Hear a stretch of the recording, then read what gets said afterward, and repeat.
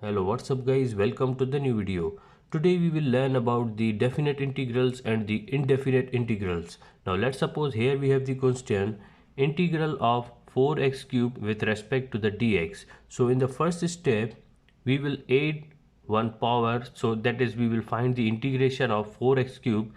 We will add one power in the x cube, that will be 4x power 4, and we will bring that power 4 in the denominator, so it will be 4x power 4 divided by 4, and then we will add the constant.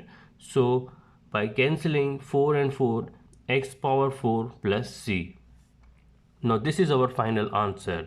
Now let's suppose y is equal to x power 4. By differentiating it, we know that the derivative of x power 4 will be 4x cube. Now 4x cube and this 4x cube in the question both are same, so this is the indefinite integral. And here we have the definite integral. So integral of 4x cube with respect to the dx, we will find out the antiderivative in the same way, that is adding the power 1 in the x cube, that will be 4x power 4, and bringing that power new one in the denominator, so 4x power 4 divided by 4, then we are left with x power 4. Our upper limit is 4 and the lower limit is 3.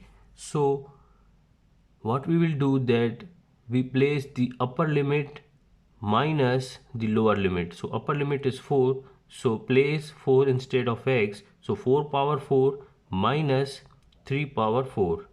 After solving, our answer will be 256 minus 81, it will be 175. Now we notice that this 175 is different than 4x cube that was in the question, so both are not matching. Thank you for watching this video.